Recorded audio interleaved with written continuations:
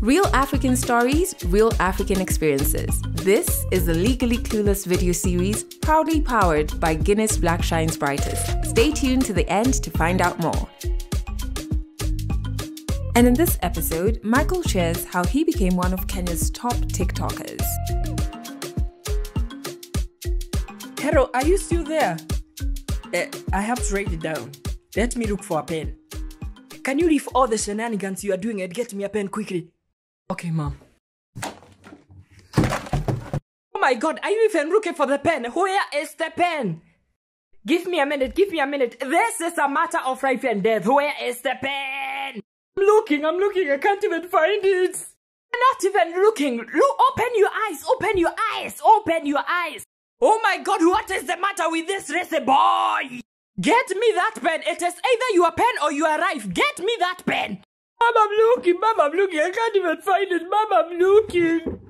That is the damn pen. Get me that pen. Can you go and look for it in my handbag? Mom, I found a pen. Here it is. 268. Don't worry, I already found one. My name is Mushiri Mike. I am an African, specifically Kenyan. I was born in Mombasa, raised in Nyeri. I remember even when I was a child, I have always been an expressive child when it comes to how I interact with people, when it comes to what I do. And so as I progressed, as I was growing, I realized that I was a creative because I was in music. I was in music festivals in primary school, in high school. I loved arts, I loved theater, and I loved being creative. So I was born a creative. I took my school to the nationals for a solo bus. And I didn't win, but at least, we went to the nationals. And I think that was the highlight of my creative whatever. I remember being so nervous. I was extremely nervous. But I was nervous all through, even in the regionals, in the district competition. But when you go to the nationals, it's the nationals, I was extremely nervous. But then I did it. There's just something about me being a creative and, just being nervous. But then when I do my art, when I start doing my art, the anxiety just leaves and I get into character and I just do me and be me. And that's exactly what happened when I went to the nationals. But it was amazing. Even when I realized I did not win, I was like, I took my school to the nationals. So it's a win. High school was amazing. There's a big part of high school I really hold dear to my heart. And one of the memories I have of high school is me being in music festivals because I enjoyed being in music festivals. I enjoyed being part of the choir, singing in high school and all that kind of stuff. And when you are in music festivals or when you participated in them, you are considered a cool person. Though the teachers they called you a time waster. I know so many people know this because they thought you're wasting your time, you should be concentrating on your grades. And it's so funny because it's the same teacher who should be encouraging you to, to go do your arts and to be a creative if that's what your passion, if that's where your passion is. But then it's the opposite. They're discouraging you from doing the arts, from being a creative and telling you you're wasting your time, you should be concentrating on your grades and all that kind of stuff. But generally, I would say that I really had a good time in high school as a creative because of participating in the music festivals and doing all those stuff. In my last year of high school, I remember, first of all, I loved biology so much. I loved biology the subject. So I thought I would be a medical doctor. I thought I would do medicine after uni. But then in uni, my major, my course was a med-related course. It's called biomedical science. But then I remember in my last year of high school, I wanted to do medicine. But then when I did the course, the major that I did, I don't think I would have survived doing medicine. There is loving biology and there is, actually being able to do medicine as a course, as a major. But then even in high school, in my last year of high school, I remember, having all these big dreams of getting into music, being in theater, being an actor and all those kind of stuff. And I still have those goals. I still have those dreams, and I'm still holding on to them and hoping that someday they're gonna come true. I am an African child. My parents are African, so they will obviously encourage you to be a medical doctor, to be an engineer, to be a lawyer. So my parents kind of were inclined to supporting me to do the hard stuff in uni. I remember even in uni, I did the selection with my dad. The course, we went with him to uni, and he told me, we were going through the course list. And he was telling me, oh my God, this course is so good. And you could tell that he's telling me, he's really encouraging me to go for the hard stuff. And that's how I chose biomedical science. But generally, I would say my parents are they're very supportive of what I do. They're very supportive of me being a creative. They're very supportive of every single thing that I do. The point I realized that I was not meant to be in the course or in the field that I was in at that particular time, because I was doing biomedical science. I remember I was in second year, the first semester. That thing was hard. What? The major was hard. I was even contemplating on quitting or probably switching majors. And at that point, it was at that point that I realized I would not have survived if I did medicine. So I was contemplating on quitting, or not quitting, like switching to a different major. Probably do a course that's very arts, music, communication, or that kind of stuff. But then a friend of mine talked sense into me. Some of my siblings talked sense into me, and I was like, let me just stay where I was, and I will make it. They were not like, biomedical science is not like other courses in that school that I was in. The exams were different. When others are getting multiple choice exams, the A, B, C, D, we are getting 20 marks question. Explain this, illustrate this, demonstrate this, draw this. I was unable to do all those. But interestingly, I have never failed. I've never gotten an F. I have never retook. I don't know if that's. I've never repeated a unit. I passed. But it wasn't easy. I remember it was during an exam that I was like, oh my God, I am not doing this. I took my creative journey seriously when I was in my first year in uni. That's when I unleashed, my Michael. That's when I took my comedy seriously, music, songwriting, and all that kind of stuff. Music came first before comedy. It came first before content creation. Because I've always loved singing. I grew up in church. And when I tell people I grew up in church, they don't believe it. Like, I literally grew up in church. Literally. When I used to leave primary school, I used to leave school, go to church, where I'd find my mom, and then go back home. I grew up in church, in primary school, and also in high school. So, and I really loved praise and worship. I loved singing. Even when I was a very little child. So the music came before the comedy, content creation, and all that stuff. Comedy came when I was in my first year in uni. I remember the school, there was a demonstration going on in school. Classes had been put on hold. Every academic activity was at that particular time on hold. So basically, so many people had gone home, and I was one of the few people who had remained behind in the hostels. And I was so bored. There was nothing to watch on my laptop. There was literally no friends to hang out with. So I was like, let me just do something with my phone. And then I did my first video. My mom. Sema what? Who was? What? Nimepata. What? Aya, umesema what? Sema up. Hii ni kazi gani unanifanyisha?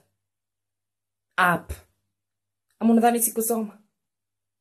Nakuuliza, unadhani sikusoma? Kusema jina up.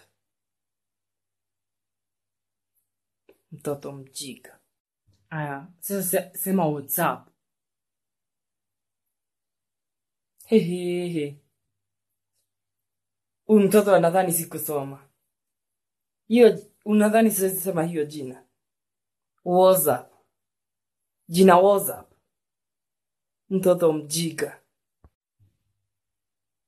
Sawa. So that was my first video and it went viral. It went super viral.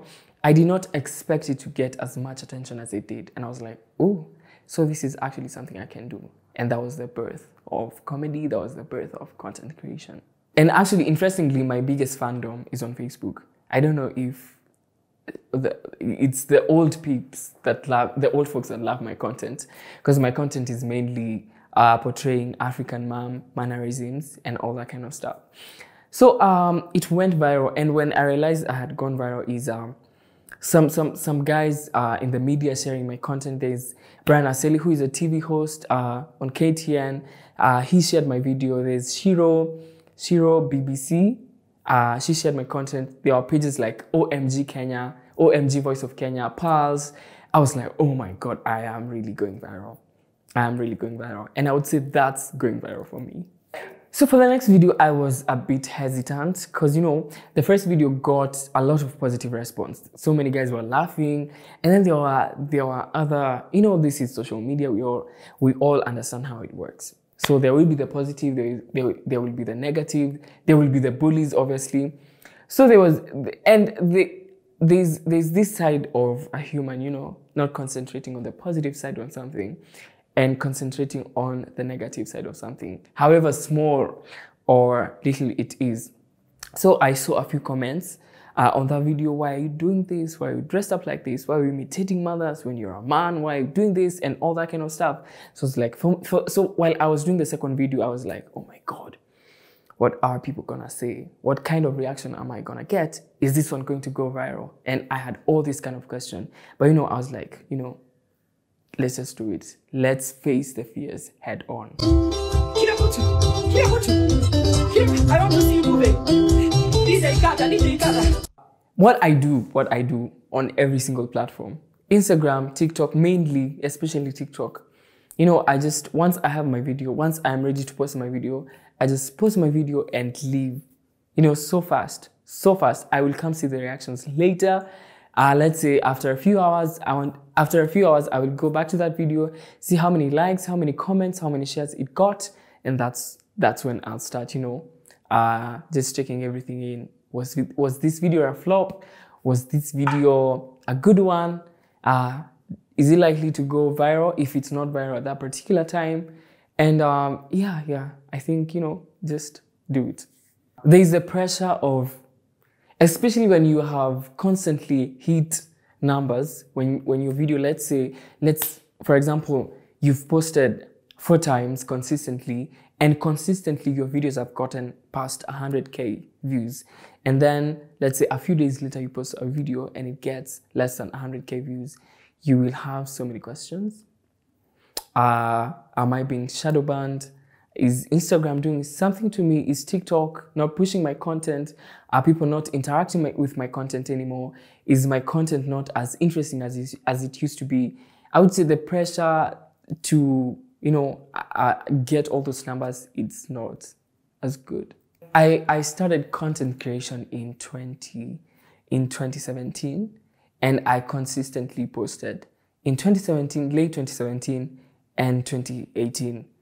Actually, as 2018 commenced, that's when I started getting viewership, audience, and followers. But then when 2019 began, I took a social media break, a whole year break. I did not post anything in 2019.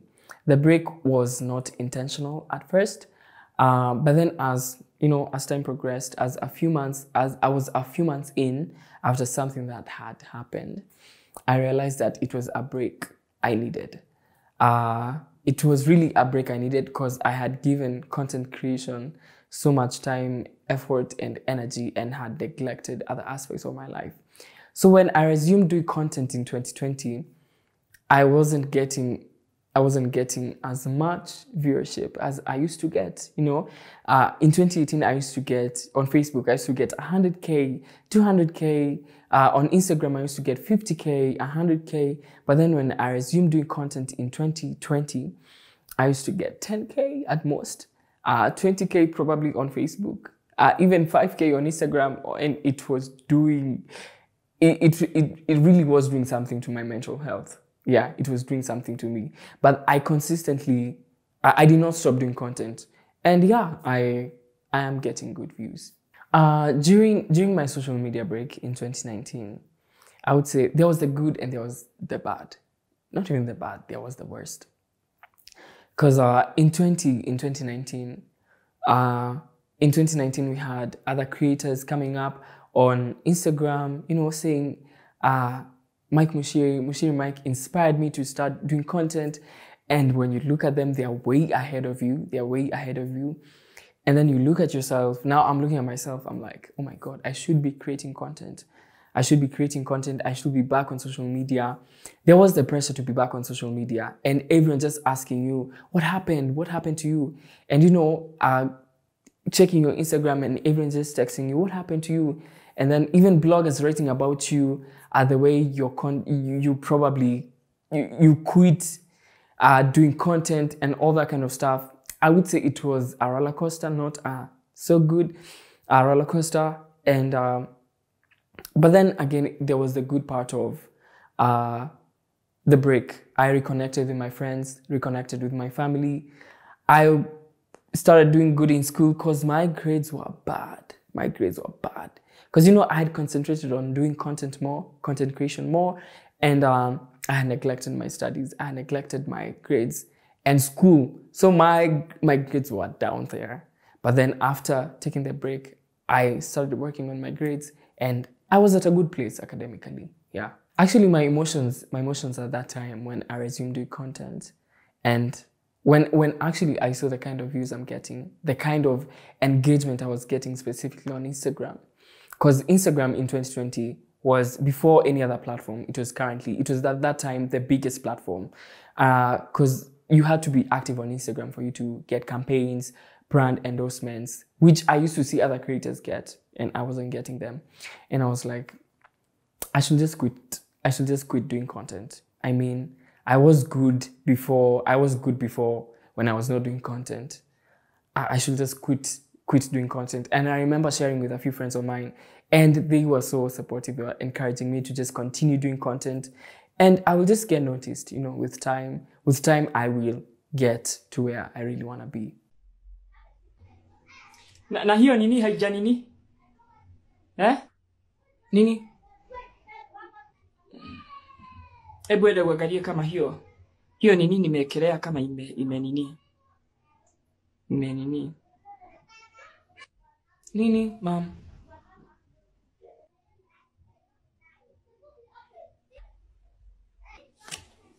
Gai, nini, mom? Nakutuma na bado uko hapa. Nakwambia uende uangalie kama hiyo chai imechemka na bado unaketi hapa. After the break, I went so big on Mama Michael's skits, the African mom skits. I went so big on them. So I consistently did content on that concept. And after some time, after a few months, they started getting viewership, they started getting good engagement. And then in 2021, when I got the wig, when I got the outfit, when now I got the costume, the African mom, full costume, it was when I really started getting, engagement, and my videos were going super viral, especially on TikTok. On Instagram, on Facebook, everywhere. Yeah, my mom gets my videos, some of my videos sent to her. And we've never had, like a sit down. We've never had that direct conversation about my content. But we've had arguments about it. My mom is very, very religious. So, but she has accepted that, I'm a creative. This is what I do on social media. And she's actually supportive. But then sometimes when you argue and she uses, me doing content on social media that against me. She uses that in arguments, and she says, just continue embarrassing me on social media. She has said that once. And yeah, sometimes when she says that, I'm like, okay, so you're not comfortable with me doing whatever I do on social media. But as far as I know, she has accepted and she's supportive. As a beginning content creator, I would say 2018 was the best. It was the best year for me. I became a brand ambassador for a bag company. It's called Dendry Africa. I did campaigns with major brands. And I remember the first campaign, the first brand endorsement I got. I was in Mombasa. I had actually gone to visit my sister. I got a call and they were like, "Oh, hey, am I speaking to Mike? This is this brand, and we want to collaborate with you to push this offer on social media. So are you available for a physical meetup?" And I was like, yeah, I'm available. Because, it was a big brand. And I remember leaving the next day. I left the next day. I headed to Nairobi and I went straight to that meeting. I went to this boardroom and I found this person who had called me and a few other people. And they told me, "This is what we want you to push on social media." And they told me, "We're going to give you 200K. I was like, what? It's like, I just had, I had to act cool. I had to keep my cool. But, I just, they saw it. They saw it. They saw it and knew this person has not handled that kind of money. Because I was like, 200K what? It's all my money. All my money for me. Yeah, and that was my first campaign. And it was one video for all that money. Yeah. First of all, I'm a full-time creator. I'm a full-time digital creator. So to some extent, I rely on the fans. I rely on the money I get from content creation, from brand endorsements, from social media campaigns and all. So there are times when I usually have a dry spell when it comes to brand endorsements. And I don't even know how I deal with it because, I would say God just provides. God just provides. And, my parents are there, my siblings are there. And there are times when I have so many of them happening at one time. Others I even have to let go. Because, when you have so many campaigns happening at the same time, it becomes more about, doing the campaigns and getting the videos out there than actually entertaining your followers. It becomes more about doing the campaign than actually doing content creation for what you're doing. And yeah, so there's the two sides of it.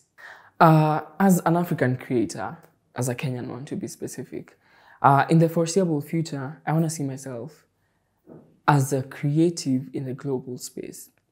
And thanks to platforms like TikTok, which is a platform that's really putting creators, that's really exposing creators to, opportunities, global opportunities and all that kind of stuff.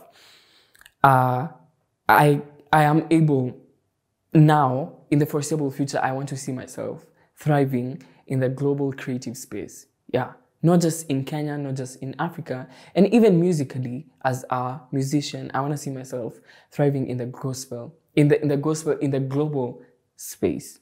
To the African creators or to creators who are starting off, one thing: don't compare yourself to anyone. Don't compare yourself to that creator whom you look up to. Just do your craft. Invest in your craft. Do research on your craft. And do it well. And then I would say that it's easy to do great things. It's easy to do great things as a creator when you believe in yourself, when you believe in your craft. Because when you believe in yourself, other people will believe in you. And I think that's the key to being a creator. And then lastly, for you to be relevant on social media and for you to really break through on social media, in Africa and also outside Africa, I think one main key is consistency. People have to keep on seeing you. They have to keep on seeing your content. Yeah, I would say that's basically it. Thank you so much for watching this episode of Legally Clueless powered by Guinness. Be sure to check out the new Guinness Black Shine's Brightest Stories show that spotlights some of Kenya's most amazing and bold artists within the food, dance, fashion, and creative arts, showcasing our rich culture and the future of Kenyan art within Africa and beyond. You can catch all these incredible stories right now on the Guinness Kenya YouTube channel. And remember, you can catch all new Legally Clueless podcast episodes every Monday across all podcasting platforms, as well as new Legally Clueless video episodes on Fridays, only right here on the Legally Clueless YouTube channel.